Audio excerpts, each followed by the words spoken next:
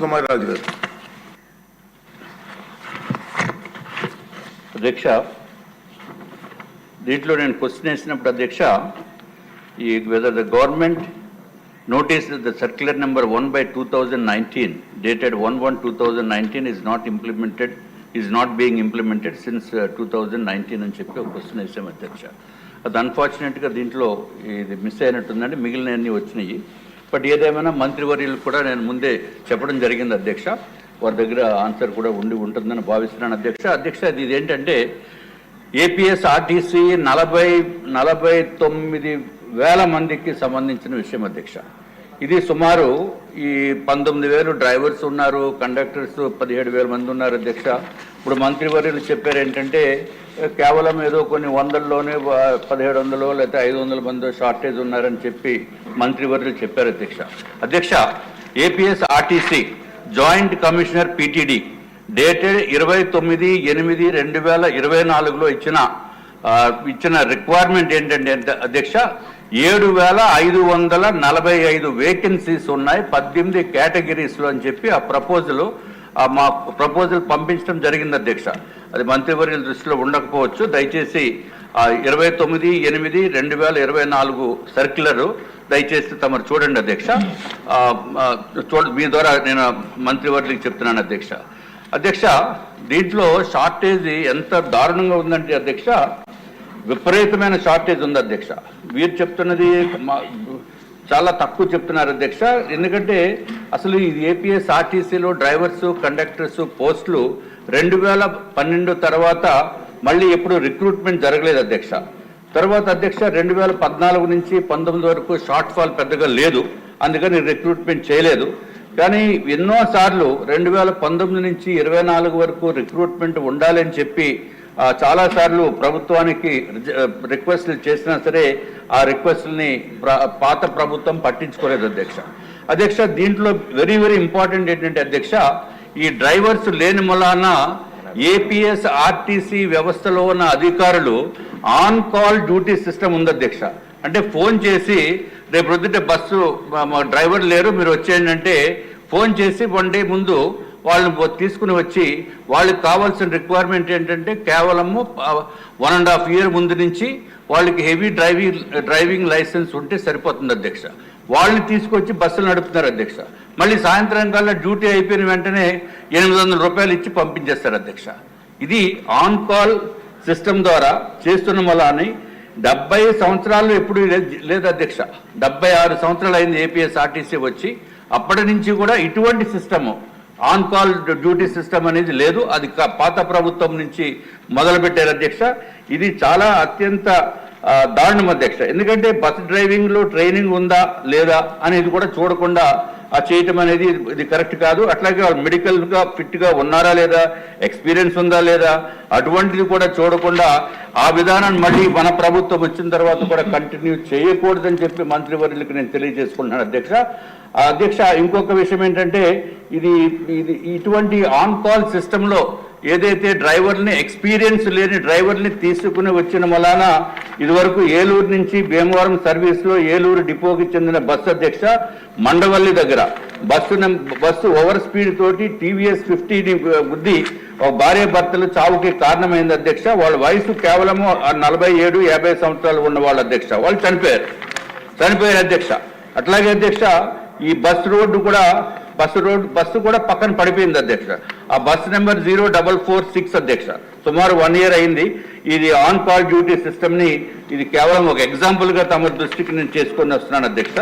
అధ్యక్ష, ఇంకొక విషయం ఏంటంటే ప్రతి డిపోలో అధ్యక్ష 50 మంది నుంచి 100 మంది ఆన్ కాల్ సిస్టమ్ ప్రకారము వాళ్ళు పనిచేసే పరిస్థితి ఉంది అధ్యక్ష.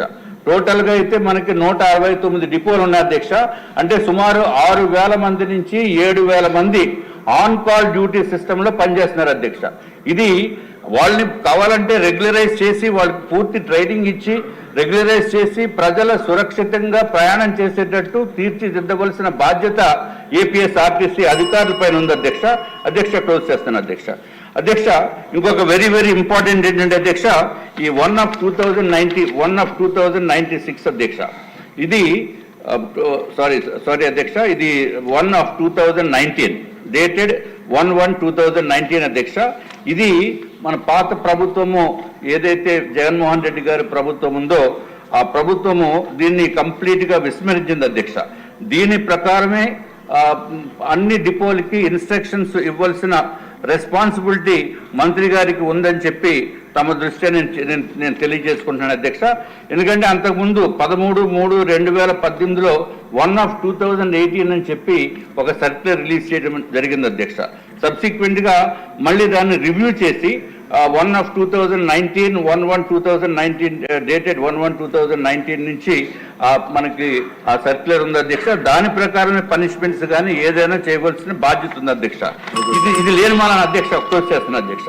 ఇది లేని మాలని ఏం చేస్తున్నారంటే అధ్యక్ష, సుమారు 30 సంవత్సరాల నుంచి 35 సంవత్సరాల వరకు ఎక్స్పీరియన్స్ ఉన్న డ్రైవర్స్ ఎక్కడా కూడా వాళ్ళ జీవితంలో ఎప్పుడూ కూడా ఎటువంటి అవినీతికి పాల్పడకుండా ఉన్నప్పుడు తనే 10 రూపాయలు ఎక్స్ట్రా ఉంది వాళ్ళ జేబులో అని చెప్పి వాళ్ళని సస్పెండ్ చేసేస్తున్నారు అధ్యక్ష. ఇది అత్యంత దారుణమైన పరిస్థితి. ఊరికే ఒక ఎగ్జాంపుల్ చెప్తున్నాను అధ్యక్ష. కేసు నెంబర్ 28 డేటెడ్ 28 ఫిబ్రవరి 2024లో సస్పెండ్ చేశారు అధ్యక్ష. అతని పేరు కె బాబురావు, కండక్టర్ కందుకూరు అధ్యక్ష.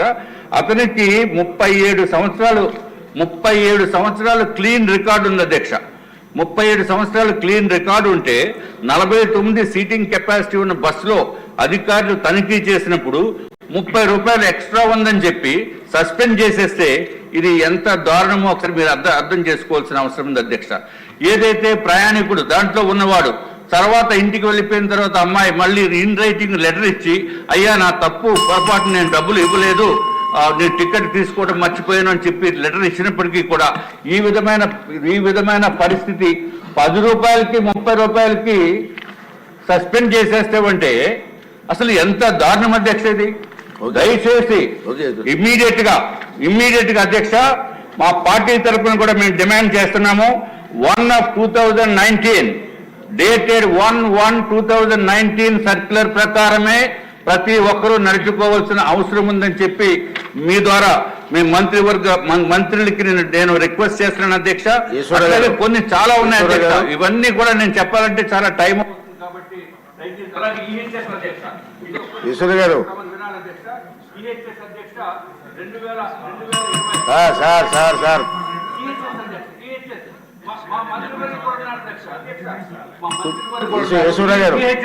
ఈశ్వర గారు ఉన్నారు.